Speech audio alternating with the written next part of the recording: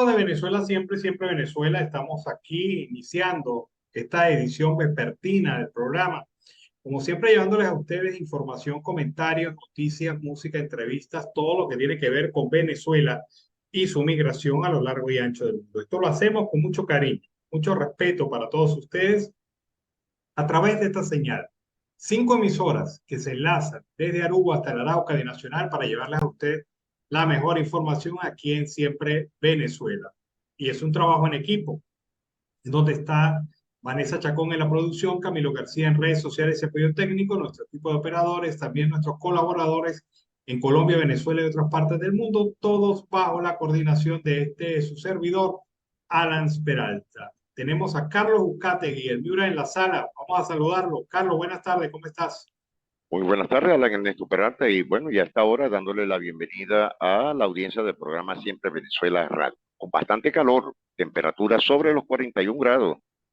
Bueno, sí, eh, pero más acalorados deben estar los 50 guardias nacionales que han sido detenidos y han sido vinculados aparentemente por estar vinculados a la estructura delincuencial que operaba en el centro penitenciario de Aragua en Tocorón.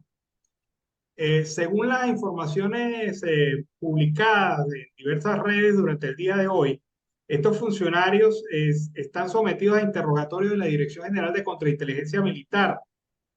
El grupo de militares se encontraba en el tema de la custodia externa de la cárcel de Tocorón para el día en que se produjo la toma de esta sede, según lo han dicho las autoridades.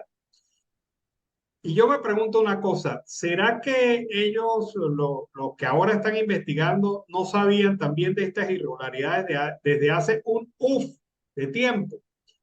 Entonces ahora estos que son los más pendejos los agarraron como los chivos expiatorios de todo este proceso, Exactamente, al igual que el director y el subdirector y los de la Guardia Interna y ahora los externos, pero ya va, perdóname, es que esto no es que estaban haciendo esas cosas de la semana pasada, la semana antepasada, o tenían un mes en esto, no, no, no, tenían años haciendo lo que hoy es Tocorón. Y no, y lo digo por una cosa, construir un estadio de béisbol de las características que tiene Tocorón no es una cosa que se haga en 15 días. no, para nada. Construir los túneles que había allí, que se encontraron, no es cuestión de un día. La ciudadela que se hizo allí alrededor de la cárcel tampoco es cuestión de un día, además de la situación de las casas, porque tengo entendido que el niño Guerrero vivía en una casa externa al penal, Correcto. no vivía en una habitación ni en una celda, no, no, no, él tenía su casa. Y obviamente, pues, de todas estas cosas no es Y con, cosa de un y día con para otro. todas las comodidades, fíjate, piscina familiar. Tenía aparte Bueno, un zoológico. claro, además que hay que señalar ahí una cosa bien clara. Si tiene responsabilidad este director de la cárcel y estos funcionarios, también tiene responsabilidad la ministro y también tiene responsabilidad Iris Varela, que fue la que dijo públicamente hace 3 años que ahí no había ni una hojilla. Es- lo recuerdo aún. En ninguna cárcel del país, ¿te acuerdas? Que comenzó con Claro, Sabaneta. Después con Tocorón, que ahí lo que había era un con Island, es decir, los caballitos, los carritos chocones y eso. claro. Bueno, si vamos a hacer responsabilidades, vamos a atender las responsabilidades como es. No que agarren a estos tontos que obviamente tendrían que estar involucrados en los hechos, pero no al nivel que ahora se les quiere dar, como si ellos fueran los únicos responsables de esta situación. No, me perdona. O sea, si ahí hay una eficiente supervisión del Estado, no hubiese ocurrido lo que ocurrió en esa cárcel. Y que ponle tú, esto es Tocorón, pero ¿cómo están las demás cárceles en Venezuela? Ese es Ujú. otro punto de análisis, ¿no? Sí, y aparte de eso, que ya ellos avisaron que iban a hacer una revisión exhaustiva de las demás cárceles. Habríamos que hablar la de Santa Ana en el estado Táchira, la del estado Falcón, Coro, la de Carabobo, la que está en el sur del país. Sobre todo, Ana, ¿sabes cuál es una de las cárceles que está muy calladita? La del Dorado, en el sur del país. Es decir, que muchas cosas van a verse ahí. No, pero yo creo que esto como siempre lo hace el gobierno, puro escándalo y bulla al principio y después se le olvidan los compromisos. Y en esta situación, pues, indudablemente no se va a tocar más el asunto, no se va a brotar más el avispero, porque resulta que hay también complicidad de altos funcionarios del gobierno. Por la casa de el líder del plan de Tocorón, pasaron políticos, pasaron artistas, pasaron gente conocida. No fue cualquier Deportistas, persona. políticos, dirigentes, Se, artistas, orquestas, epa, de claro, todo. se tomaron la foto ahí. Ah, ahora no. Ahora resulta que hay una mafia criminal, por favor, que estaba actuando allá y ellos no lo sabían. Ellos no lo entendían, ellos no la auspiciaban, ellas no la protegían. Ahora Yo nos van tengo a una- indicar que el director de ese penal no sabía que desde hacía varios años ahí vivía familias completas, igual que en Sabanita, Alan. Ahí Claro, o vivían sea, familias completas. claro, era una urbanización, Urbanización Tocorón Country Club, porque, porque las urbanizaciones son las que tienen Sí, piscina, tienen actividad turística comercial, tiene, y bueno, tremenda planta eléctrica para todo el penal. mira, ahí debería ir preso el jefe de Corpoelec de la zona. Y te voy a Sí, decir por qué. Porque había un desvío de energía eléctrica para poder mantener a la máquina de criptomonedas. Y eso no era una bobería, una tontería. Esas máquinas consumen mucha energía eléctrica.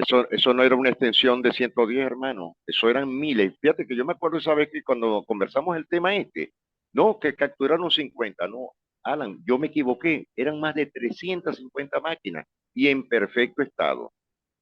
Bueno, ahí está todo. Hasta el de Corpuele debería ir preso. ¿Por qué? Porque él tendría que saber qué estaba pasando en Tocorón. Claro que lo sabía. Y tenía que haber dicho, bueno, mira, si se quiere salvar su responsabilidad, dice, mira, aquí hay un consumo inusual de energía eléctrica en la cárcel y he recibido órdenes estrictas de mantener el suministro. Eso es lo que tenía que haber. Le hubieran dado plomo, hermano. Y usted sabe por qué. Ah, bueno, pero entonces es cómplice, es Claro que es cómplice. cómplice, porque el que cayó otorga. Y aparte de eso, eso lo sabían todos los que tenían el tema de las criptomonedas, que en algún momento dado se va a destapar todo, porque cualquiera que vaya cayendo preso, si no le dan plomo, lo va a decir. Bueno, ese es el ambiente que tenemos actualmente con esa cárcel. Ahora cambiemos de tema. El tema de las torturas de John Álvarez, el estudiante de antropología de la Universidad Central de Venezuela y sus denuncias. Hasta el día de ayer fue que se reunieron con los padres y el abogado, los representantes de la Defensoría del Pueblo, no el defensor del puesto, que debería haber sido el primer chompín sentado ahí en la mesa. No, fueron unos representantes de la Defensoría del Pueblo, se reunieron con el joven y ahí se les planteó y se les ratificó, mire señores, aquí hay un hecho evidente de tortura, ¿qué van a hacer? Y ellos, pues con la boca balbuceante, dijeron, pues, vamos a tomar Mm, las acciones necesarias para la defensa y la garantía de los derechos del ciudadano. Se les trabó la lengua. Claro, porque es obvio, ellos saben que fue la gente del DAE, que es el FAES, FAES come DAE, DAE come FAES, y bueno, ahí está la misma gente. O sea, fíjate, es que le ven la cara de pendejo al pueblo, Claro, con otra a razón social. a las organizaciones de defensa de derechos humanos, a las organizaciones internacionales. Dijeron, hemos acabado con el FAES. Y resulta que lo que hicieron fue cambiarle el nombre y casi toda la plantilla de profesionales de la tortura que estaban aquí, los pasaron acá. Buena lengua, buena lengua. Bueno, pero perdóname, ¿es o no es? por supuesto, porque Siguen lo que hicieron fue un torturando. cambio, por supuesto que siguen torturando de todos los aspectos. Hicieron fue un cambio de razón social. Claro, debe ser que entraron otros accionistas nuevos, pero bueno, eso no lo sabemos hasta ahorita. Pero el tema es que allí es la misma, ¿cómo es? El mismo disfraz, El mismo disfraz. claro, la misma gente. Sí, son los Y mismos bucaneros, los mismos piratas. bueno, y el abogado de este joven ha solicitado la inmediata acción de la Fiscalía del Ministerio Público, que hasta el momento como si no fuera con ellos.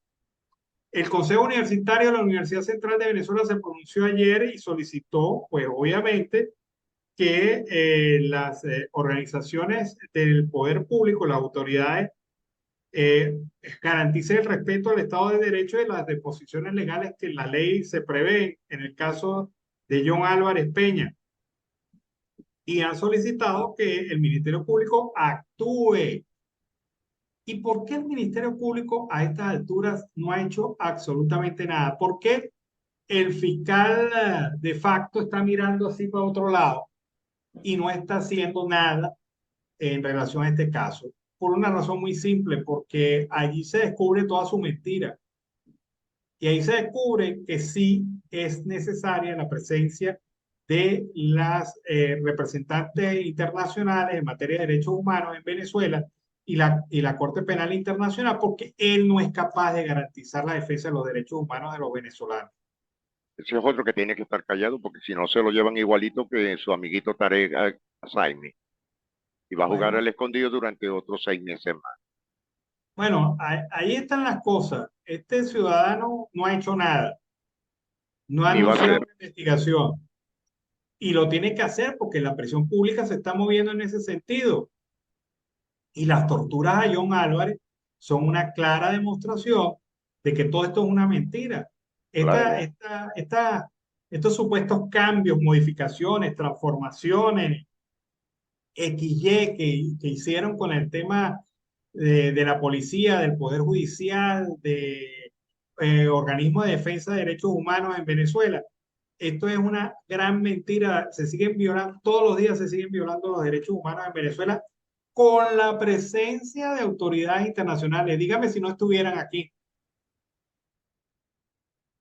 Si no estuviese en la misión de observación, si no existiese la misión de observación del Consejo de Derechos Humanos de las Naciones Unidas. Bueno, fuera peor. Que, fíjate, Bueno, le destruye, como lo dijimos la otra vez, Ana, mira, a John Álvarez debieron haberle dado no una pila, sino una golpiza brutal para que tenga ahorita esta situación con el ojo derecho. claro, es que eso y también el resto del cuerpo. Lo que pasa es que ni siquiera se le ha permitido la atención médica adecuada. Y yo digo, eso es otra violación de derechos. O sea, Por esto ha sido supuesto. un continuum. O sea, tú quieres ver un caso que te señale todas las violaciones de derechos humanos. El caso de John Álvarez. Un caso en donde primero lo secuestra, un delito de derechos humanos. Lo secuestra una autoridad policial. Policial. Segundo, lo desaparecen, otro delito de violación de derechos humanos. Tercero, lo torturan, otro delito de violación de derechos humanos. Cuarto, le niegan la posibilidad de defensa justa en un proceso y no atienden sus denuncias sobre tortura, otras violaciones más de derechos humanos. Y actualmente lo tienen detenido sin asistencia médica, otra violación de derechos humanos. Ahí está el ABC de violaciones de derechos humanos en el proceso. Alan, Y ¿y qué será de la señora de 68 años que estuvo detenida o está detenida? bueno, ella sigue detenida. Ese es otro caso de violación de derechos humanos. Pero el tema es aquí, Carlos, es que el gobierno no se puede zafar de encima de la responsabilidad como ejecutor de política de violación de derechos humanos. Esta es una política de Estado, Sí, como lo correcto. es la detención arbitraria y como lo es también el procesamiento y las sentencias manipuladas que ha tenido actualmente el Poder Judicial en Venezuela. Y sobre todo en este año 2023, que han sido terribles. Claro, entonces tenemos una política de Estado. Esto está configurado como una política de Estado. ¿Cuál es la diferencia entre que sea o no sea política de Estado? El hecho de que cuando no es política de Estado, tú puedes acusar individualmente a los ciudadanos y a los funcionarios que ejecuten acciones de violación de derechos humanos. Pero como esto es una política de Estado, esto significa que además de los ejecutores, hay los planificadores, hay aquellos que protegen y hay aquellos que desde los altos mandos dan las órdenes para que se apliquen estos hechos. Eso es política de Estado. Política de Estado, tortura. Política de Estado, persecución. Política de Estado, desaparición. Política de Estado, todo lo que implica el peso del Estado venezolano para castigar Agresiones, al individuo por disidente. correcto, Es, con una agresión pero bestial. claro, es que nos estamos enfrentando al poder del Estado, no al poder de un individuo, un policía, un guardia, un general. No, no, no, es el poder del El Estado. Estado. Y como siempre lo digo, estamos en un estado forajido, Alan. Claro, estas son las consecuencias lógicas de lo que está, de la imposición de una política de Estado en contra del ciudadano. Bueno, cambiemos el tercio. Ayer se inició el año escolar en Venezuela y las cifras son abrumadoras. Entre 70 y 80% de los docentes no acudieron a clase. Y además de eso, casi el 80% de los alumnos no fue a recibir clase. Lo que quiere decir es que ni alumnos ni docentes están en condiciones de ir a clase. Ahora, veamos caso por caso. Bueno, lo de los docentes lo conocemos. Los docentes no pueden ir a clase. Hubo una protesta ayer en Miranda donde le dijeron, ministra, aquí aguantamos 2 o 3 días, pero después no garantizamos ni siquiera venir a cubrir las horas administrativas en las escuelas. Fíjate que la cosa está tan grave, la deserción está tan grave de maestros, de educadores en general, que hay salones y materias completas sin profesor. Sí, eso es cierto. Hay materias que están sin docente. Sí, sí. Hay, hay, fíjate que hemos hablado del tema educativo docente, pero es que también no hay secretarias en la administración de los colegios, de las escuelas. No, es que no No hay hay. personal ni administrativo ni personal de mantenimiento, que les Claro, pagan menos. entonces hay un instructivo en algunas zonas educativas regionales en donde pretenden obligar a los docentes a que además de cumplir horas docentes, destinen parte de esas horas a funciones de carácter administrativo, como lo es pasar notas, como lo es hacer correcciones, hacer los listados definitivos, elaborar los informes, etcétera. Y me perdonas, pero los docentes están hasta acá con esta situación. Algunos profesores en escuelas especialmente rurales le ha tocado asumir la función administrativa, la función docente y la función de BDL, limpiar los salones de clase. Sí, es cierto, eso es correcto. Y eso está pasando hasta en la propia ciudad. Ahora, Alan, muchos alcaldes ni siquiera toman en conciencia este tipo de situación. Ellos pueden apoyar a las escuelas municipales, estatales o regionales, como las quieran llamar, hasta las nacionales. Debe haber algo. Hay hijos, sobrinos, primos, amigos.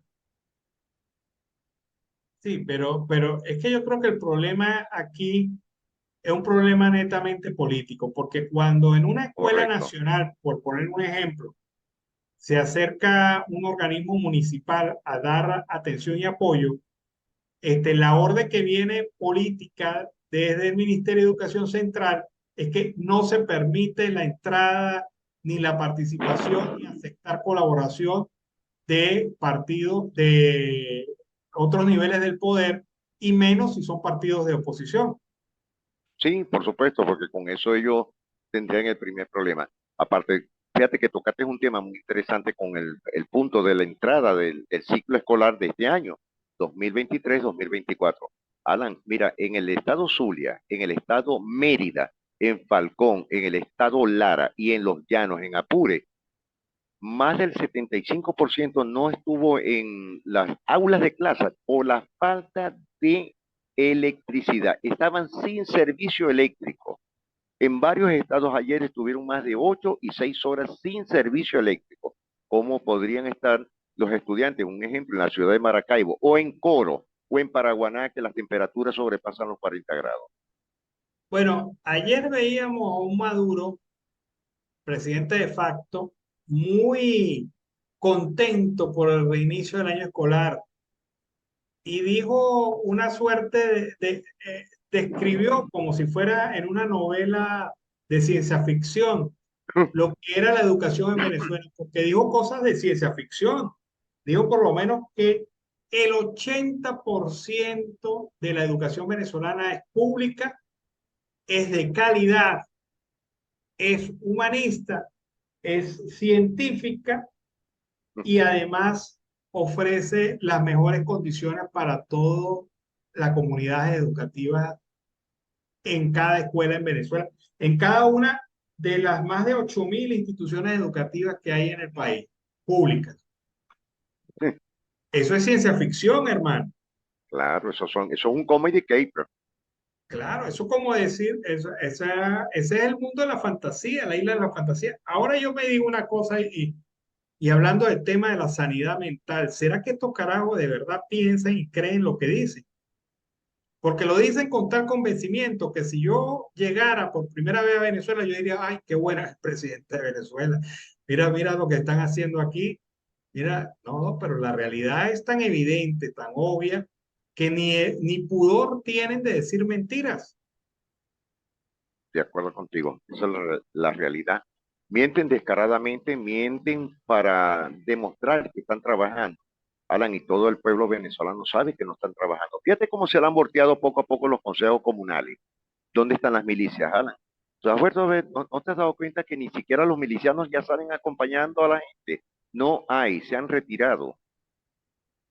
Sí, es que han perdido totalmente pueblo y por más estrategia que tengan de carácter político, de manipulación electoral, de hacer, con 10% del electorado no llegan ni a la esquina. No, O no, sea, para nada. yo quiero hacerles entender que todo, todo apunta a la más aplastante derrota de toda la historia joven política del PSUV. Y la van a tener tan aplastante porque no tienen un candidato que jale nada, no tienen no tienen el pueblo al lado y las mentiras ya no funcionan. Ya las No, para mentiras, nada. mira, ayer salió Maduro diciendo que el 100% de las escuelas en Venezuela serán reparadas durante este año. Ahora yo me digo una cosa, ¿tú le crees?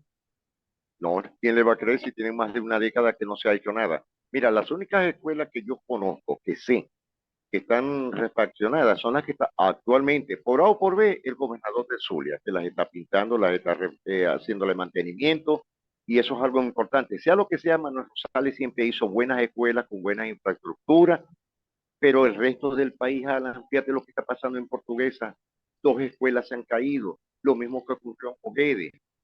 En Tinaquillo se cayeron 3 escuelas por las lluvias y hasta el momento ni siquiera el gobernador ni los burgomaestres han podido hacer nada.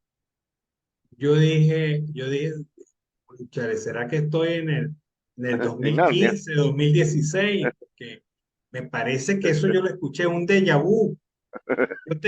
Tuve mi déjà vu porque resulta que esa misma promesa la ha hecho todos los años. O sea, Sí, señor, de ¿quién, hace 24 años. quién cree quién le cree a este señor que ofrece Nadie. lo que ya ofreció? Pinocho quedó pendejo. Bueno, si fuera Pinocho, no sé, tendría que montar un aserradero porque esa nariz crece mucho y muy rápido. Dios. Pero bueno, esas son las Fíjate que cosas. Yo me estoy acordando algo ahorita de ti, viendo por algo que comentaste, muy leve, pero lo recordé. Hoy día yo recuerdo que en el liceo, al igual que tú, muchas veces nosotros limpiábamos en los jardines, arreglábamos las matas, pintábamos los salones. Yo lo hice. Eh, Y sí, hoy nos día tocaba a nosotros en nos tocaba. en la escuela como un compromiso de corresponsabilidad con la institución. Sí, sí, y pintábamos los pupitres. Me acuerdo que los padres representantes decían, vamos a pintarlo no de barniz, sino de pintura de aceite para que dure más. ¿Sí te acuerdas de Claro, algo de pero eso, no? claro. Pero bueno, esos tiempos vuelven a la fuerza.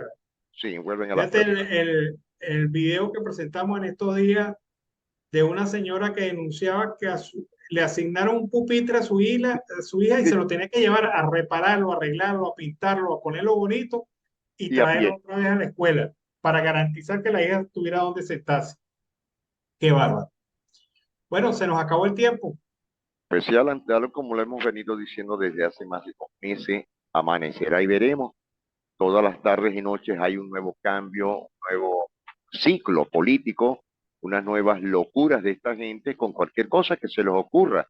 Ellos agarran, hacen un papelito y lo meten en un potecito de color rojo, lo batuquean y en la noche dice, bueno, vamos a tocar este tema. Eso es lo que está haciendo el gobierno, pero no tiene nada de credibilidad y aparte no tiene nada que ofrecer.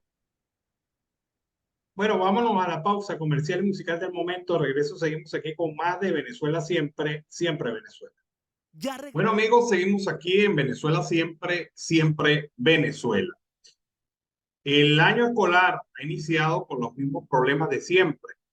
Por lo menos se han incrementado los problemas este año, es lo que aseguran los investigadores del SECODAT, quienes han dicho que este año escolar empezó otra vez con el llamado horario mosaico. ¿De qué se trata esto? Según Carlos Trapani, coordinador general de SECODAT, el año escolar ha empezado con las mismas fallas que en el periodo anterior y dijo que especialmente en el interior del país se evidencian irregularidades en los horarios de clase que perjudican la formación de niños y jóvenes. Asegura Trapani que las instituciones educativas fuera de Caracas registran la particularidad de horarios mosaicos, es decir, que los estudiantes no reciben clases completamente, sino que es apenas 1 o 2 días a la semana. Y en las otras 3 jornadas, los docentes se abocan a otras actividades para ganar dinero o exigir reivindicaciones. Difícil documentar estas prácticas porque todo queda en lo verbal y sin registros escritos, dijo el representante de SECODAC. Además, señaló que los elementos como falla en los servicios públicos, la falta de información sobre el programa de alimentación escolar persisten, lo que hace cuesta arriba la asistencia de los niños a las aulas de clase. Es la situación con la que se ha iniciado este año escolar en Venezuela. Hay un trabajo de investigación que ha realizado una empresa venezolana. Se trata de la empresa Poder y Estrategia, quien ha presentado el análisis a través de su presidente, Ricardo Ríos, de la última encuesta realizada por esta organización y algunos resultados que suenan interesantes. Vamos a escuchar a Ricardo Ríos presentando la encuesta realizada por su empresa.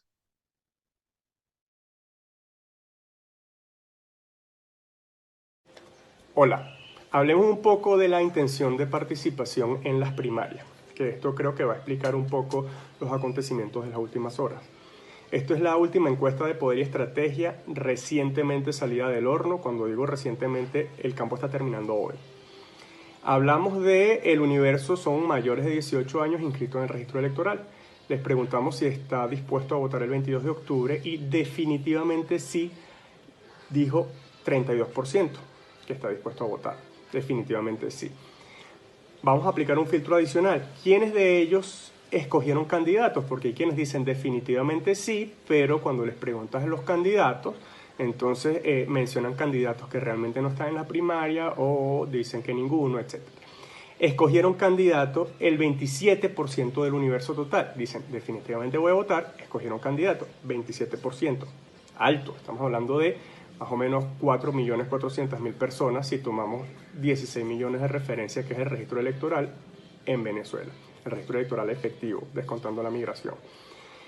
Si a ellos adicionalmente les preguntamos a ese grupo, ¿sabe dónde va a votar? Hablamos de quienes están inscritos en el registro electoral, quienes dijeron que definitivamente van a votar, quienes escogieron candidatos y dicen que sí saben dónde van a votar, entonces el número se reduce a 16%. Estamos hablando de más o menos 2.600.000 personas. Y si a ese grupo adicionalmente se le pregunta, ¿estaría usted dispuesto a votar si la elección la organiza el CNE? El grupo merma a 9.5%, estamos hablando de 1.500.000 personas aproximadamente.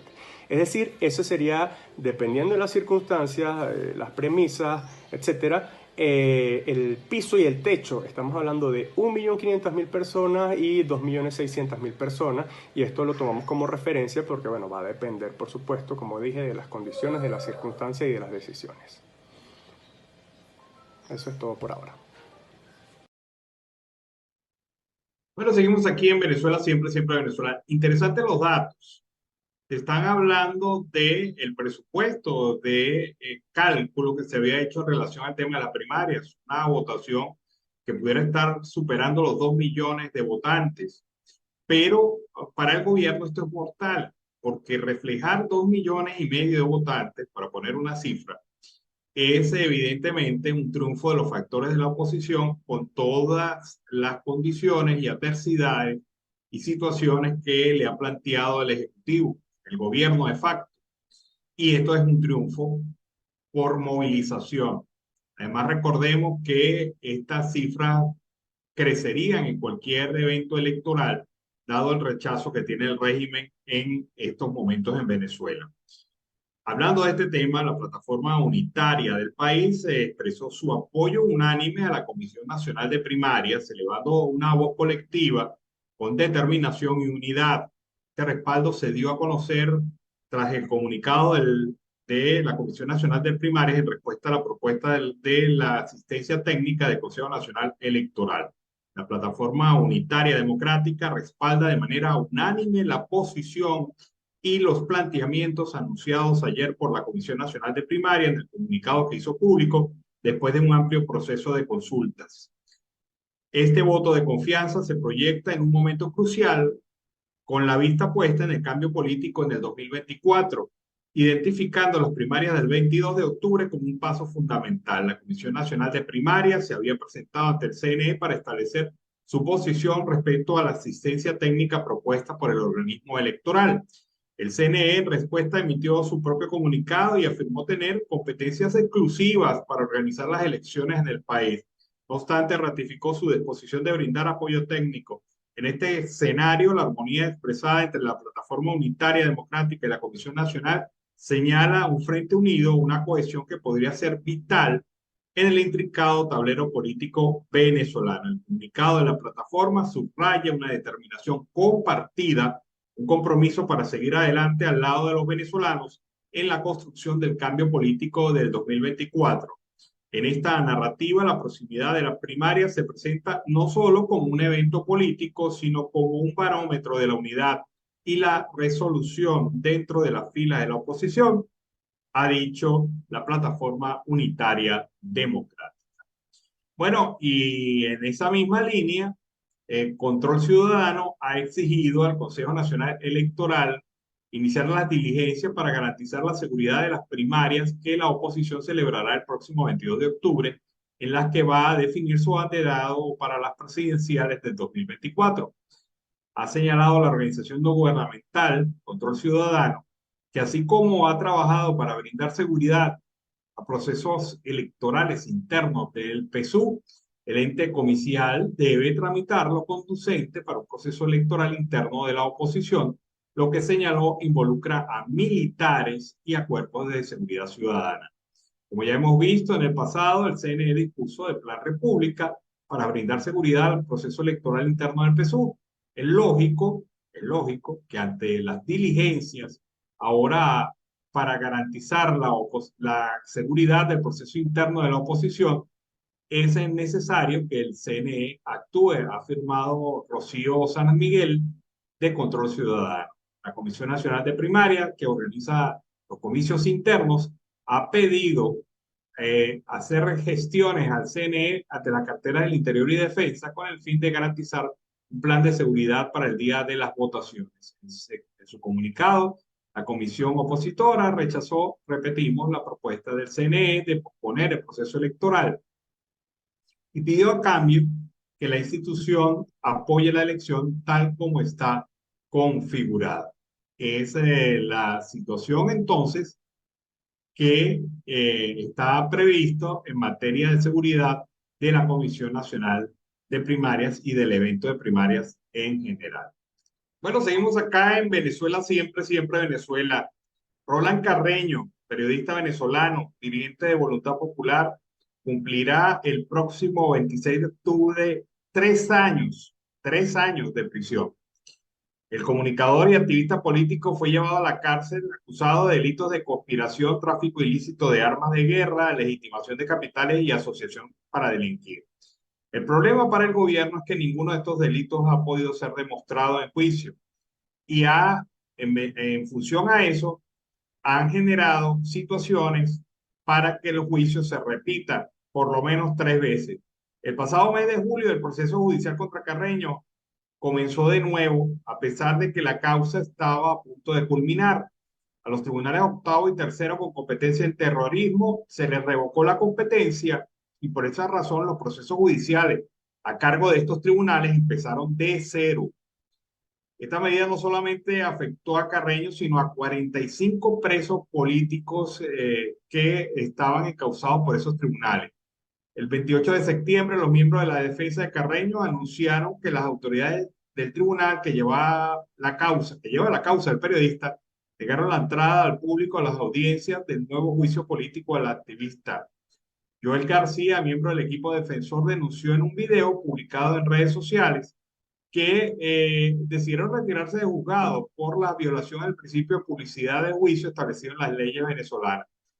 El jurista señaló que la audiencia estaba convocada para las 10 de la mañana y eran las 7 de la noche y no se había realizado, cosa que es ahora normal en los jueces que siguen temas en casos políticos.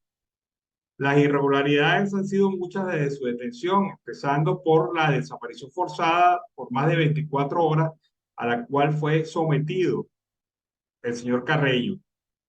8 meses después de su detención, violando también el proceso, se realizó la audiencia preliminar. Durante el inicio del anterior proceso judicial contra Carreño, las audiencias fueron diferidas en múltiples ocasiones y por causas cada vez más irregulares. Durante el proceso judicial contra Carreño, la defensa ha alertado sobre testimonios contradictorios por parte de funcionarios de la Policía Nacional Bolivariana que supuestamente habrían participado en la detención del comunicador. La salud de Roland Carreño se complicó un poco después de haber padecido COVID-19. El periodista fue trasladado a un centro clínico para ser atendido por una crisis hipertensiva que sufrió, pero durante los primeros exámenes que se le practicaron, los médicos detectaron también coronavirus. Ha sido diagnosticado de hipertensión e hiperglucemia y a pesar de esto, pues su estado de salud es estable. Es la situación de Carreño, repito, Pedro Carreño, 3 años detenido injustamente, ha sido objeto de denuncias a nivel nacional e internacional su caso, pero nada que se resuelve, nada que actúa el régimen, sino que cada vez que puede alterar el juicio, lo hace generando ciertas situaciones distintas. Hay gente que está rumorando por allí, les voy a comentar que andan diciendo que habrá aumento salarial en el mes de octubre, algo realmente insólito. Pero hay algunas personas que dicen que después de 18 meses del último incremento salarial, hay expectativas de un ajuste de salario mínimo que ponga fin a los devaluados 130 bolívares, que han perdido el 87% de su valor desde que fueron instaurados como salario mínimo. Actores empresariales esperan que a mediados de octubre se produzca un anuncio relativo al salario mínimo, que actualmente equivale a solo $3,82 mensuales. Así lo constatan consultas realizadas por empresas realizadas en el sector, quienes han indicado que el nuevo diálogo tripartito podría generar un ajuste en la remuneración de la administración pública en general y a su vez en el sector privado. Como resultado de esta política salarial, se enterraron los derechos laborales de millones de trabajadores que evidenciaron la destrucción de las tablas salariales y con ellas toda prima, liquidación, pago por horas extras, bonificaciones, etc. La pérdida del poder adquisitivo que se extiende desde el último trimestre del 2022 se hizo más profunda en este año.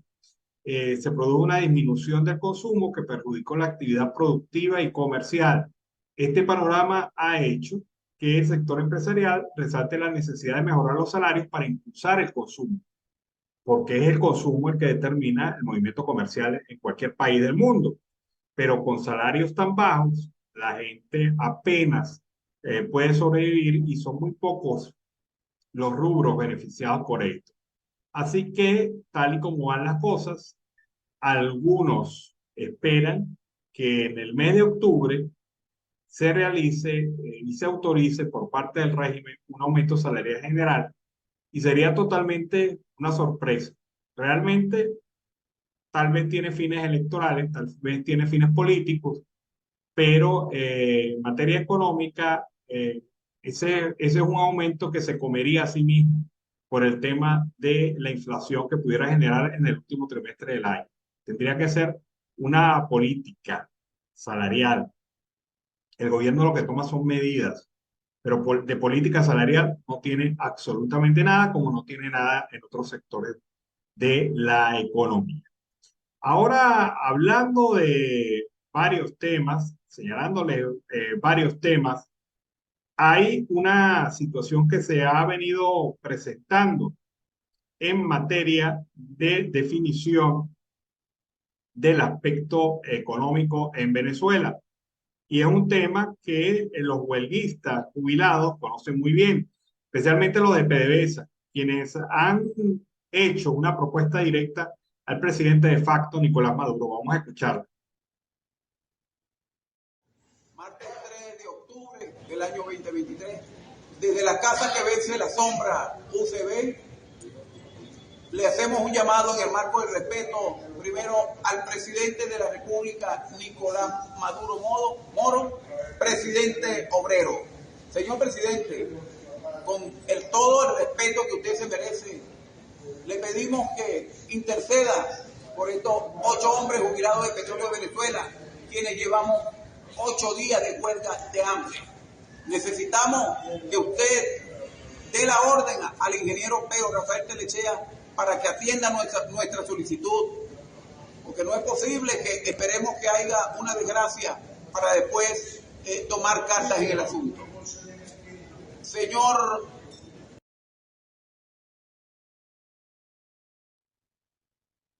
Bueno, seguimos aquí en Venezuela, siempre Venezuela.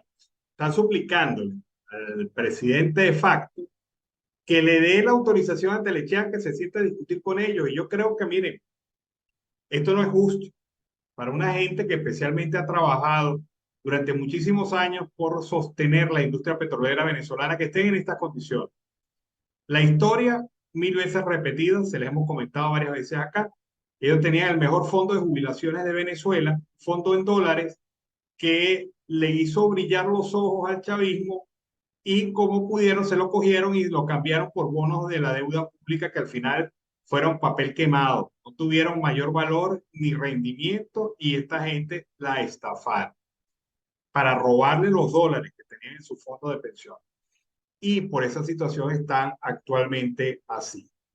Bueno, hay aspectos importantes en relación a este tema que sin duda alguna pues está afectando la situación de la familia trabajadora venezolana. Hay otro tema. En esta oportunidad se trata de los diputados del Estado Táchira, del bloque opositor específicamente, que han venido conformando con los diversos factores del país una exigencia, un solo bloque con el fin de buscar solución a los problemas de los tachirenses. Heriberto Labrador, diputado de la Plataforma Unitaria, apuntó que la idea no es solo quedarse en el reclamo, sino hacer propuestas de solución al país. en vista de los graves problemas que tiene el Estado Táchira, han definido una agenda de trabajo que genera, entre otras cosas, soluciones y alternativas como esta. Por ejemplo, se ha planteado la compra de megavatios a Colombia en más de una situación, en más de una ocasión, pero en esta oportunidad todos los factores de la oposición y factores de la comunidad y la colectividad tachirense harán la solicitud al Ejecutivo de que se compre energía eléctrica en Colombia para abastecer los estados andinos, por lo menos Táchira y Mérida. Y esto, pues, sin duda alguna, es una alternativa. Vean ustedes cómo es de curiosa la vida, porque si Uribante Caparo se hubiese concluido tal y como se planificó, hoy seríamos los venezolanos los que le estuviéramos vendiendo energía eléctrica a Colombia. Ese era por lo menos el plan. Se va a establecer una agenda diversa, además de este tema, han dicho los parlamentarios, los representantes políticos, además de este tema se van a analizar otros referidos a la situación económica y social de la entidad. Unidos podemos lograr más cosas, es un lema, y han magnificado que la región tiene capacidad de producir una suficiente cantidad de energía siempre y cuando se le invierta a Uribante Caparo. No obstante, se está viendo afectada la operatividad de la vida tachirense, ya que, como en el resto del país, estos cortes eléctricos han generado drásticos cambios en la calidad de vida de los venezolanos. No hay vocero oficial que declare sobre esta materia, por lo que los parlamentarios y representantes de la sociedad civil tachirense asumen el compromiso de exigir atención y respuestas reales a los principales problemas que atraviesan. Vamos a escuchar este video. Se trata de una demanda que hacen los comerciantes del municipio de San Francisco del estado Zulia. Están cansados, pero muy cansados, de que sean los indígenas yupas lo que generan desórdenes ya cada vez más frecuentes, que han incluido saqueos de locales comerciales. Y ellos ya están al borde y lo manifiestan crudamente durante el día de hoy, porque hoy se presentaron nuevos hechos de violencia en el municipio de San Francisco por culpa de los yupas. Vamos a ver este video.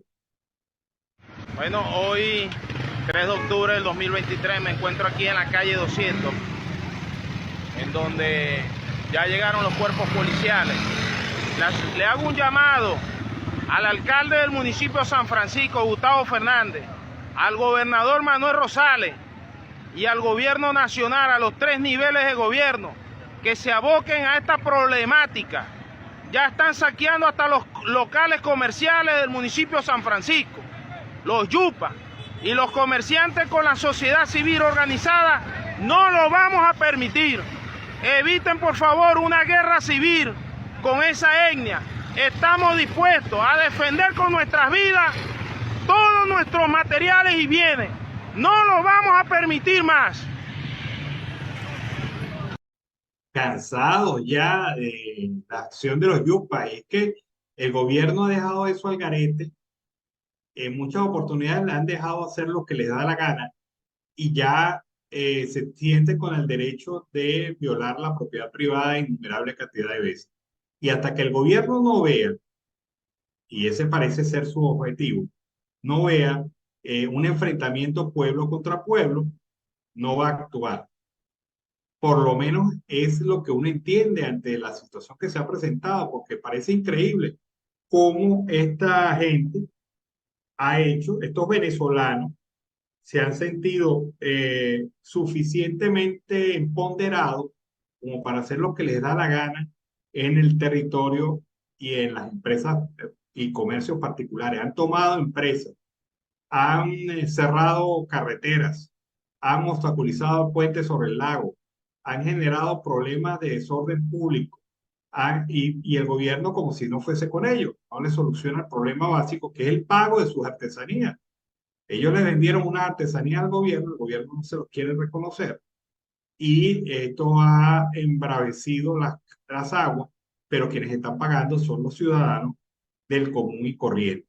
Los ciudadanos comunes y corrientes son los que han venido recibiendo la carga más negativa de toda esta situación. Bueno, seguimos aquí en Venezuela, siempre, siempre Venezuela. Cosas para preocuparse. El 70% de los hospitales en el país enfrentan fallas en el servicio de agua potable, algo que es indispensable en un hospital. El suministro es intermitente. Esto según la encuesta realizada por la ONG Médicos por la Salud, que no precisa el número de centros ni estados en los que se realizó la nota. Indica la investigación que la falta de agua afecta a la higiene del hospital y limita en gran medida la capacidad de atención al ser necesaria para realizar ciertos tratamientos y procedimientos básicos. La encuesta nacional de hospitales también señala que el 54% de los centros sanitarios reportaron fallas en el servicio eléctrico, en muchos casos 3 veces a la semana. Entonces tenemos hospitales con fallas de agua y fallas de luz. Y si los hospitales no tienen planta y no tienen tanques para poderse abastecer de agua y de luz, pues la situación se complica en los hospitales públicos venezolanos para los ciudadanos. En este sentido, la ONG alertó sobre el peligro que representa una falla eléctrica en los hospitales, sobre todo en caso de pacientes conectados a la asistencia respiratoria que debe ser trasladados a quirófanos por ascensor o que se encuentran en medio de cirugías. Durante una de las fallas, el hospital no puede realizar ningún tipo de estudio o examen. Médicos por la Salud consideran también indispensable el total funcionamiento de las plantas eléctricas en áreas como terapia intensiva, emergencia y quirófano para que estos espacios puedan seguir funcionando en caso de una falla de servicio. La encuesta también muestra que el 11% de los hospitales públicos en Venezuela reportaron que la planta operaba de manera intermitente y en el 9% no funciona. El pasado viernes, la organización aseguró que la escasez de materiales médicos asciende al 74% en los quirófanos del sistema de salud público venezolano. Y en el 2018, el personal sanitario comenzó a aplicar estas mediciones en centros hospitalarios de varias ciudades de Venezuela para identificar las condiciones del sistema de salud en vista del silencio gubernamental sobre el tema. El Ministerio de la Salud no hace estadística de este tipo, no define estadística de este tipo y genera una falsa percepción de que las cosas están operando cuando en realidad los problemas de los hospitales son muchos y cada día más complicados. La sociedad civil salió en apoyo durante el día de hoy de los jubilados y pensionados de PDVSA, en su protesta, en su huelga de hambre, una situación en donde exigen la defensa de sus derechos y exigen sobre todo que les cumpla un gobierno Maula, que les cumpla, porque ellos cumplieron con el país. Ahora esperan que este régimen lo haga. Pero veamos cómo algunos miembros de la sociedad civil se manifestaron durante el día de hoy a favor de estos trabajadores jubilados y pensionados de la industria petrolera. Abuela, ¿por qué está protestando hoy? Hoy estamos porque de verdad son 8 días de huelga de hambre que tienen estos trabajadores y el Estado y PDVSA no tienen humanidad. ¿Qué es lo que están reclamando ellos? Ellos están reclamando sus fondos de pensiones que les pertenecen. No es un regalo, es algo que ellos lo fueron ahorrando para cuando salieran jubilados. ¿Qué pasa? No se lo dieron. También le quitaron el HCM. 8 días de huelga de hambre. Y dice lo mismo que digo yo. Prefieren morir en la calle que morir muertos de hambre en su casa. Bueno, y es la verdad, o sea, es increíble que esta gente esté, en vez de estar en su casa tranquilo, disfrutando su pensión, viajando por el mundo o recorriendo su país o bajo una mata de mango con sus nietos, la gente no puede estar tranquila, los jubilados petroleros como los jubilados del sector público en general, que están siendo afectados por esta política del gobierno de genocidio de esta gente. Porque esto es un genocidio, lo que están haciendo es un genocidio. El domingo pasado se murió un jubilado que publicó un video, jubilado de PDVSA que publicó un video precisamente pidiendo, suplicando ayuda en su caso. Estaba muy enfermo y la verdad es que eso enardeció también a los trabajadores de la industria petrolera, pues no creen que esto se haya permitido llegar hasta allí, hasta estas consecuencias. Y no es uno, son varios que han fallecido por estos temas. Vamos a seguir revisando y hay una investigación interesante. Científicos de la Universidad Central de Venezuela trabajan en un proyecto basado en un bioabsorbente proveniente de los desechos de la planta de plátano, que serviría como una solución a la problemática que suscita el lago de Maracaibo como consecuencia de la contaminación por desechos químicos. El profesor Manuel Fermín, investigador de la Universidad Central de Venezuela, ha dicho que se ha desarrollado un instrumento absorbente que puede servir para el saneamiento del lago, y esta materia prima tiene un potencial importante para producir además derivados que tienen una producción industrial final y que se obtiene principalmente del desecho, es decir, no tiene ningún costo.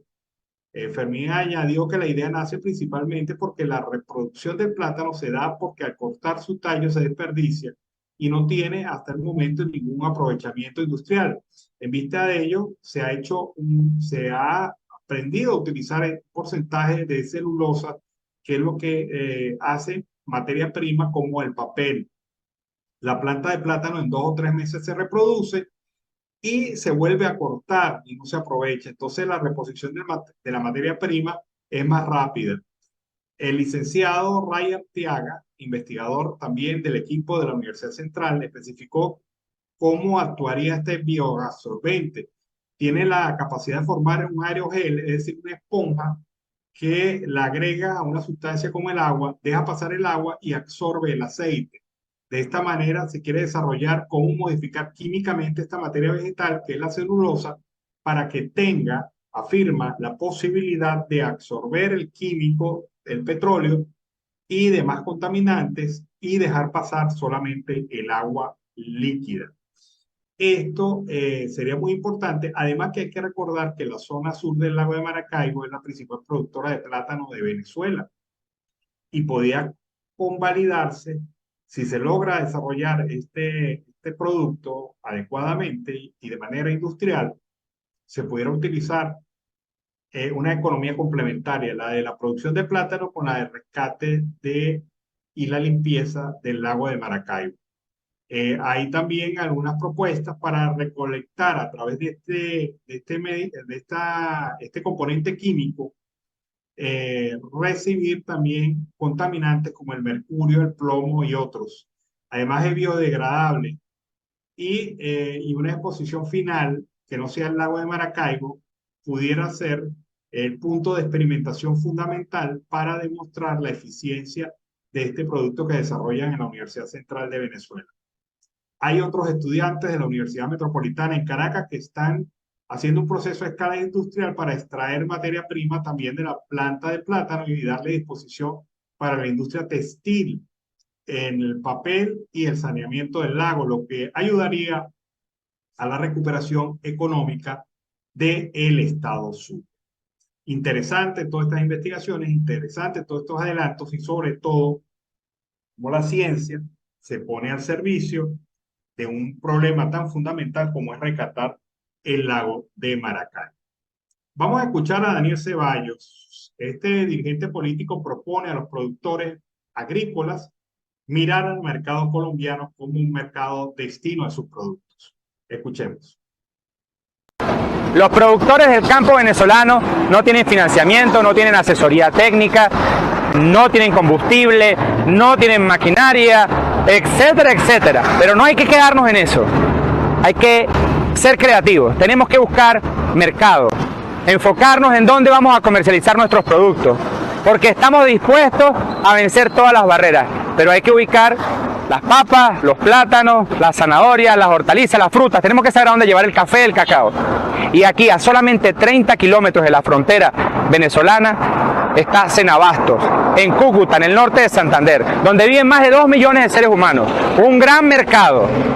Estas son las oportunidades que brinda la integración con Colombia. Tenemos que trabajar en esto, tenemos que focalizar este mercado. En vez de agarrar 800 kilómetros para Caracas, 67 alcabalas, podemos traer aquí a Cenabastos parte de nuestra producción. Creo que este es un gran objetivo, porque estaríamos no solamente comercializando estaríamos produciendo en divisa, en peso, estaríamos exportando, estaríamos haciendo que esta realidad del comercio binacional sea de nuevo una oportunidad para la riqueza de todos, pero debe hacerse con la formalidad. Tenemos que vencer la informalidad, tenemos que vencer las trochas, tenemos que vencer el contrabando, tenemos que vencer las mafias, y esto lo vamos a hacer organizándonos. Aquí está, Senabasto, una gran oportunidad para los productores venezolanos. Bueno, ahí está. Suena interesante, pero hay que entender varias cosas. Las limitantes fitosanitarias, las limitantes establecidas también por el régimen de facto, que cuando ve que hay negocio, pues coloca todas las trabas posibles para hacerse ellos los dueños del negocio. Y esto, evidentemente, es lo que ha evitado que en otras oportunidades se realice o se concrete una idea como esta. Bueno, el cáncer de mama se mantiene como la principal enfermedad oncológica entre las mujeres venezolanas. Cada día mueren 10 mujeres por cáncer de mama en el país, según las estimaciones más recientes de la Sociedad Anticancerosa de Venezuela. Anualmente se diagnostica una cantidad de 8.600 casos de cáncer de mama en el país. De acuerdo con los datos preliminares del estudio de pronósticos del cáncer en Venezuela para el 2023, de esta información se divulgó en octubre el mes de concientización sobre el cáncer de mama. La organización calcula que cada año mueren 3.515 mujeres de cáncer de mama en Venezuela. En Venezuela mueren 10 pacientes todos los días de cáncer de mama, mueren 6 mujeres por cáncer de pulmón, 6 por cáncer de cuello uterino, 2 mujeres por cáncer de ovario y 1 por cáncer del cuerpo del útero. No es tan rosa el mes rosa, dijo Juan Saavedra, gerente general de la Sociedad Venezolana Anticancerosa, durante una rueda de prensa. Aunque el cáncer de mama se diagnostica entre los 45 y 54 años, en Venezuela el grupo etario con más muertes por esta causa es el de las mujeres entre 55 y 64 años de edad. Según Saavedra, esto significa que no solo se diagnostican jóvenes, sino que también fallecen prematuramente. Cada mujer que muere por cáncer de cuello uterino está perdiendo 20 años de su vida útil. Cada mujer que muere por cáncer de mama está perdiendo 15 años de vida social productiva. Y cada mujer que muere por cáncer de pulmón está perdiendo 10 años. La salud femenina es importante para la Sociedad Anticancerosa de Venezuela. Octubre debe ser un mes no solamente dedicado a la situación del cáncer de mama, sino también a la concientización sobre la salud femenina.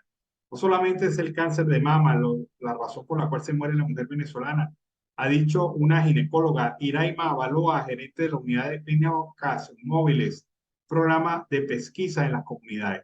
De acuerdo a la Sociedad Anticancerosa de Venezuela, para el 2023 se estiman 5.707 casos de cuello uterino en Venezuela y 2.037 muertes. Cifras que son muy contundentes y que se pueden solucionar con la prevención y el diagnóstico oportuno. Mayor de edad, antecedentes familiares, personales, consumo de alcohol, origen étnico, menarquia temprana, menopausia tardía, embarazos tardíos son algunos de los factores de riesgo de cáncer de mama, y estos son aspectos en los cuales pues la mujer pues tiene que estar pendiente para su salud.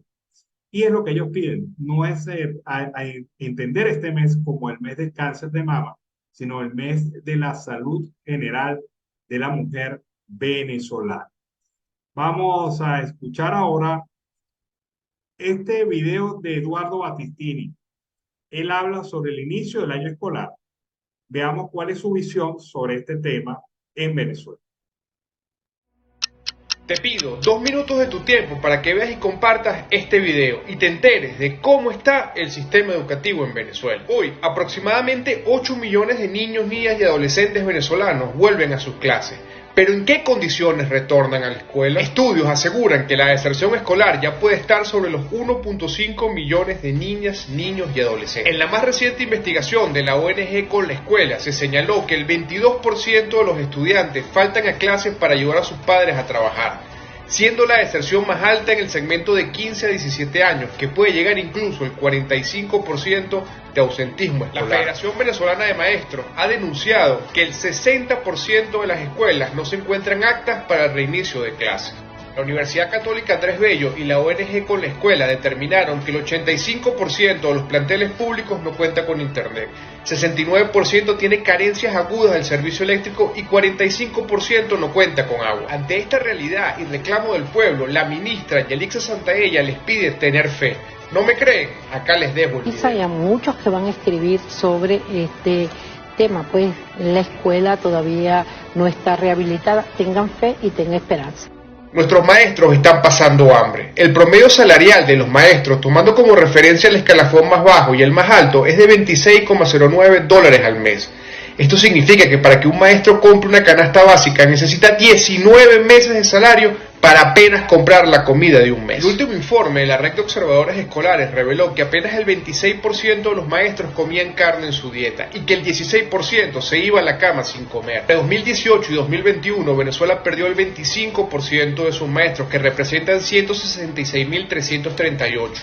de los cuales el 41% se fue del país. Ya los maestros han pasado 18 meses sin aumento salarial y la ministra les dice también que tengan fe. Sé que suena chiste, pero es anécdota y aquí se las dejo. Ustedes tengan fe, tengan esperanza que nosotros vamos a seguir transitando el camino del beneficio al maestro y a la maestra.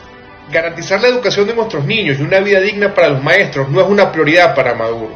Está condenando aún más a nuestro país al atraso. La Venezuela del cambio tiene que enfocarse en recuperar la educación y devolverle la dignidad a los maestros venezolanos. Sígueme en mis redes y derrotemos juntos la censura y la mentira de Nicolás Maduro. Bueno, ahí está una visión clara, transversal, de lo que es el problema de la educación en Venezuela. Y cree la ministra que todavía hay esperanza para el sector educativo nacional sin que se solucionen sus problemas de fondo. Otra comunicación, otra información en relación a este tema, tal como lo ha hecho la zona educativa del Estado Miranda y otras regiones del país, la Dirección de Educación del Estado Táchira emitió un comunicado en el que expresa una amenaza directa a los docentes, exigiendo el cumplimiento de las actividades regulares. No habla nada de incremento salarial, no habla nada de beneficios, no habla nada de infraestructura, de recuperación del sistema, de apoyo logístico para el trabajo educativo nacional y regional, pero sí habla de sanciones, amenazas, amenazas, amenazas. Hoy, por cierto, estuvieron policías y guardias nacionales en algunas escuelas de Venezuela. Amenazas, amenazas, amenazas, pero nada de soluciones a los problemas de los educadores. Creen que con ficción se alimenta el pueblo. Creen que con ficción pueden sobrevivir los docentes venezolanos ante estas circunstancias tan difíciles como lo es educar con hambre. Educar con hambre.